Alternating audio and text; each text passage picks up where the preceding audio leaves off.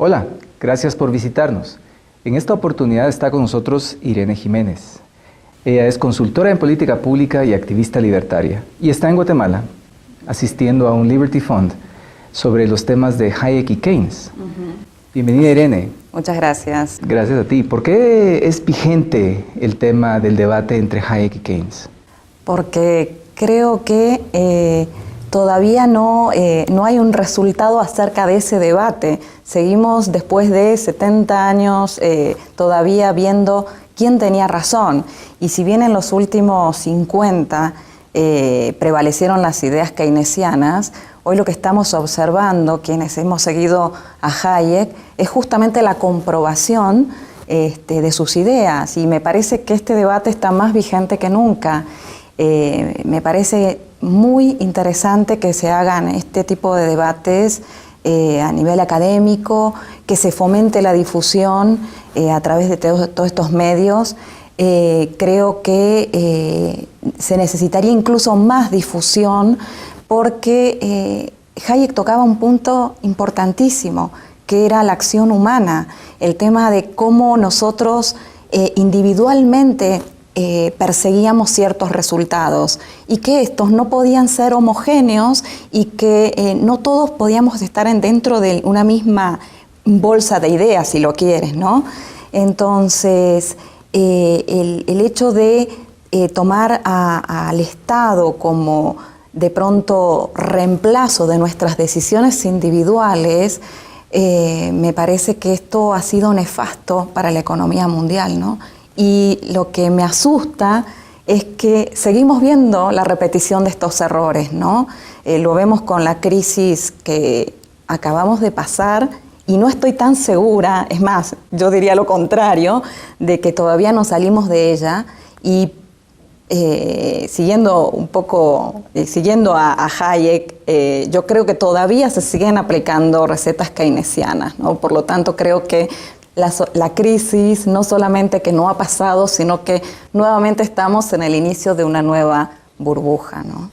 Esa nueva burbuja, en Estados Unidos sobre todo, es en donde más se especula si puede haber una segunda recesión como consecuencia de esta nueva oleada de gasto público.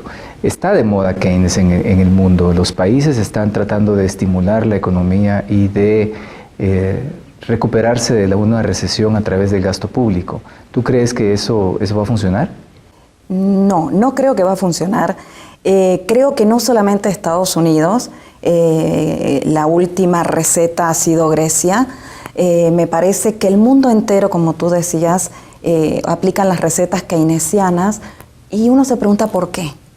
Y entonces uno analiza la historia de este último siglo y lo que ha pasado, desde mi punto de vista, es que ha habido un reemplazo de la individualidad de las personas por el Dios Estado.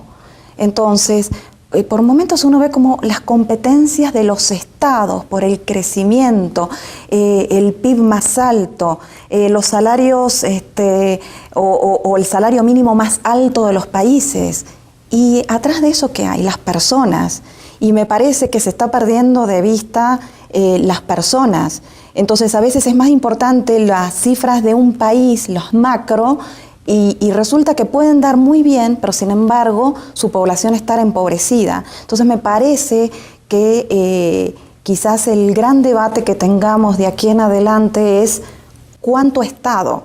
¿Qué es más importante, el individuo o el Estado? Y me parece por ahí que hemos perdido quizás ese punto de vista. Por eso es que las recetas keynesianas están totalmente actuales y vigentes. ¿Por qué? Porque justamente son el sostén de los sistemas políticos y burocráticos.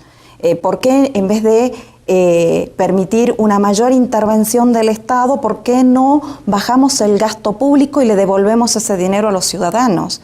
Y no, entonces tenemos ciudadanos empobrecidos que sostienen con sus trabajos, producción, impuestos, en definitiva, a un Estado cada vez más grande, más elefantiásico, que absorbe y, en definitiva, anula la capacidad y la responsabilidad de los ciudadanos. Pareciera que Europa, que ha adoptado ese modelo de tener estados grandes y estados benefactores con un porcentaje importante de la economía global está tratando de contener la presencia y el peso del Estado en la economía, mientras que Estados Unidos está caminando en la dirección opuesta. Es una paradoja, ¿no? Europa regresa un poco y Estados Unidos está adelantando en su gasto y en su presencia estatal en la vida de los ciudadanos.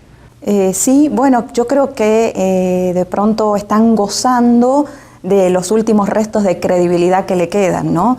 Entonces, mientras que se siga aceptando al dólar como moneda de reserva internacional, probablemente todavía tengamos esta capacidad de endeudamiento, esta capacidad de venderle al resto del mundo unos bonos que en definitiva les están haciendo creer a las personas americanas, en especial a los ciudadanos que son ricos, y básicamente se está viviendo del ahorro del resto del mundo. Pero yo creo que el mundo o el resto del mundo, los mayores compradores de bonos americanos, creo que de alguna forma se están dando cuenta. Entonces estamos viendo que cuando China, Japón, sobre todo los países asiáticos o la India, de pronto tenían la mayor parte de sus reservas colocadas en bonos americanos, este esquema de ahorro se ha ido abandonando, paulatinamente se está abandonando. Y esto sí es una señal de alerta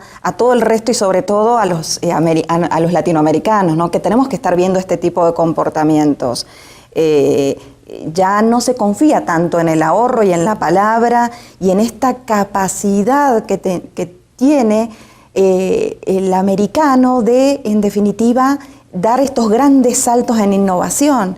Esto, digamos, ¿por qué se produce? Porque tuvieron sus primeros 100 años de fundación unas bases sólidas, institucionales, muy fuertes. Y si nosotros vemos la historia de Europa, vemos que inicialmente ellos también, digamos, si bien nunca fue tan fuerte, ¿no?, el sistema de libre mercado como podía llegar a ser en Estados Unidos, ¿qué es lo que hace que los países funcionen, las instituciones?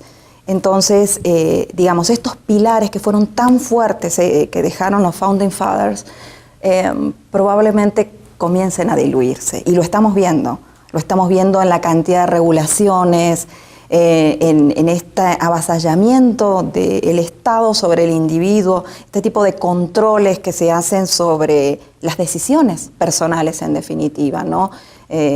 Esta guía en el comportamiento, yo creo que de a poco se va diluyendo y ahí está la gran pregunta, ¿después qué, no? Y en este último minuto que tenemos, ¿qué te ha parecido tu visita a Guatemala? ¿Es primera vez que vienes acá?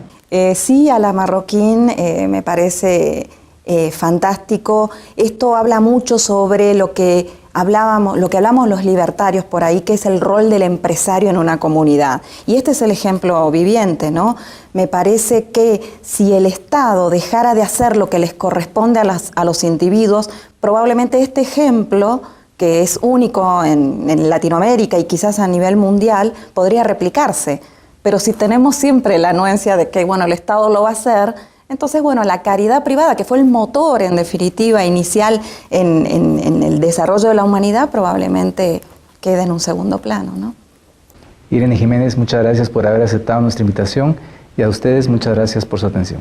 Muchas gracias.